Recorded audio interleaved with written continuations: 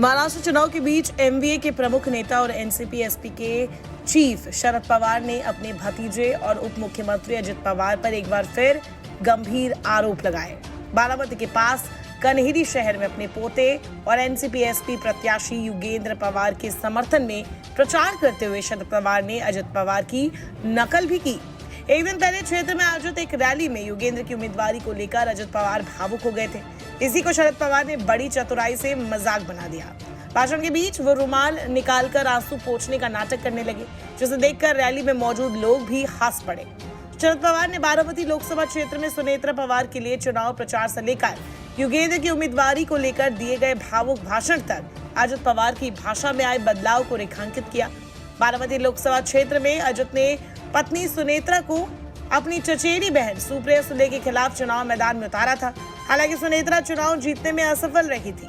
युगेंद्र का प्रचार कर रहे शरद पवार ने कहा, लोकसभा चुनाव के दौरान अजित द्वारा लोगों से कहा गया था कि वे भावनाओं में हैं।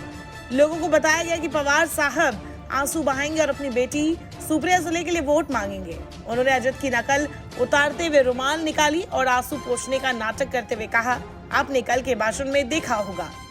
सोमवार को बारामती में एक रैली के दौरान अजित पवार ने युगेंद्र की उम्मीदवारी की तरफ इशारा करते हुए कहा था कि बड़े बुजुर्गों को ये सुनिश्चित करना चाहिए था कि बारामती का चुनावी समर पारिवारिक लड़ाई में ना तब्दील हो।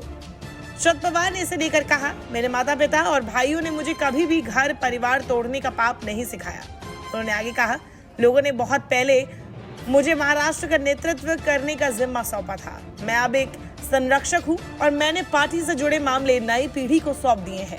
राजनीति की दुनिया की अनिश्चितताओं को रेखांकित करते हुए एनसीपी एसपी प्रमुख ने कहा कि खुद के लिए सत्ता हासिल करने के फेर में किसी को भी अपने सहयोगियों का साथ नहीं छोड़ना चाहिए। उन्होंने कहा, दुर्भाग्य से जब हम अविभाजित एनसीपी सत्ता में नहीं थे, तब हमारे कुछ सहयोगी सुबह उठे और अचानक शपथ ले ली। वो सरकार 4 दिन भी नहीं चली। शरद पवार ने ये जो बातें कही, ये 2019 से जुड़ी है। तब महाराष्ट्र विधानसभा चुनाव के बाद सरकार गठन को लेकर सियासी रस्साकशी के बीच अजित पवार ने राजभवन में उप मुख्यमंत्री और बीजेपी नेता देवेंद्र फडणवीस ने मुख्यमंत्री पद की शपथ ली थी। उस समय अजित विपक्षी दल एनसीपी अविभाजित के सदस्य थे। शरद पवार ने सवाल किया, 4 बार उप मुख्यमंत्री के रूप में सेवाएं देने के बावजूद वो अपने लिए उप मुख्यमंत्री पद सुरक्षित करने के वास्ते दूसरे पाले में चले गए। आपको अधिकांश बार ये पद हासिल हुआ। अगर आपको एक बार पद ना मिल पाए तो क्या आप घर परिवार तोड़ देंगे? उन्होंने कहा, अभी ये कहा जा रहा है कि मैंने परिवार तोड़ा। ये सुनकर हंसी आती है।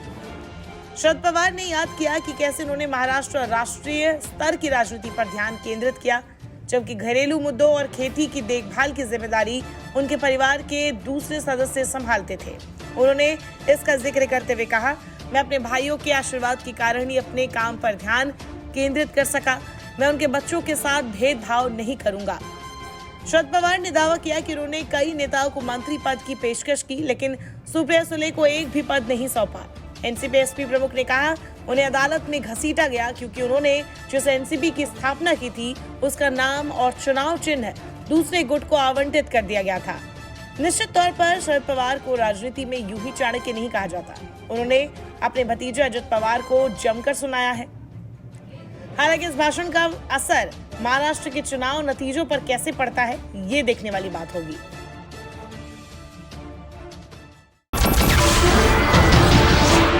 नमस्कार, मैं हूं मानक गुप्ता। अगर आपको हमारा ये वीडियो पसंद आया हो तो इसे लाइक और शेयर जरूर करें, और हां, हमें सब्सक्राइब और फॉलो करना ना भूलें ताकि आप देश और दुनिया की कोई खबर मिस ना करें। तो जुड़े रहिए हमारे साथ और देखते रहिए न्यूज़ 24।